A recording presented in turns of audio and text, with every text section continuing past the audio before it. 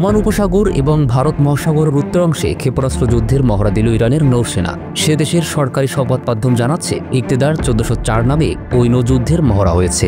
আর বিরতি ভেঙে ইরানের এই মহড়াকে বিশেষজ্ঞরা বলেছেন ইসরায়েলের সঙ্গে দীর্ঘমেয়াদী যুদ্ধের প্রস্তুতি। এরই মাঝে ইরানের সর্বোচ্চ নেতা আয়াতুল্লাহ আলী খামেনি ঘোষণা দিয়েছেন, ইরান যুক্তরাষ্ট্রের কাছে কখনোই মাথা নত করবে না।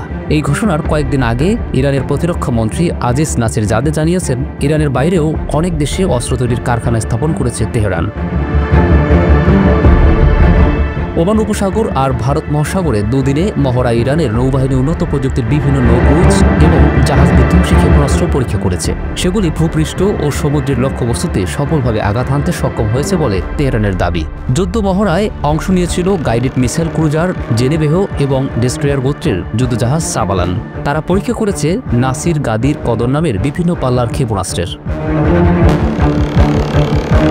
মহড়ায় ইরানের বায়ুসেনার বিমান এবং ইলেকট্রনিক্স ওয়ারফেয়ার ইউনিট অংশ নিয়েছিল বলেও জানিয়েছে খামেনির দেশ। সোমবার ইরানের first vice president Mohammad Reza Arif যে কোনো মুহূর্তে আবার তেহরান তেল আবিব সংঘর্ষ শুরুর ইঙ্গিত দিয়েছিলেন। বলেছিলেন, ইসরায়েল ও ইরানের মধ্যে কোনো যুদ্ধবিরতির চুক্তি হয়নি। বর্তমানে যা চলছে তা সাময়িক সংঘর্ষ বিরতি মাত্র। আমরা এখন যুদ্ধের জন্য প্রস্তুতি নিচ্ছি। তার এই মন্তব্যের পরেই সমুদ্র যুদ্ধের এই মহড়া হলো। ইসরায়েল এবং আমেরিকার সঙ্গে সাম্প্রতিক সংঘর্ষের পরে এই প্রথমবার যুদ্ধের মহড়ার আয়োজন করল ইরানের ফৌজ। এদিকে দেশের বাইরে অস্ত্র কারখানা তৈরি করছে ইরান, এমনটাই জানালেন ইরানের প্রতিরক্ষা মন্ত্রী আজিজ নাসির জাদা। শুক্রবার রাতে স্থানীয় সংবাদ মাধ্যমে প্রকাশিত এক ভিডিও বার্তায় আজিজ বলেন, আমরা বেশ কিছু দেশে অস্ত্র কারখানা তৈরি করেছি। কোন কোন দেশে তা আমরা এখনও প্রকাশ্যে আনছি না। গত জুন মাসে ইরান এবং ইসরায়েলের মধ্যে 12 দিন ধরে সংঘর্ষ চলছিল। আমেরিকাও জড়িয়ে পড়েছিল সেই সংঘর্ষে। পরবর্তী সময়ে যুদ্ধবিরতি হলেও চাপা উত্তেজনা রয়ে গিয়েছে।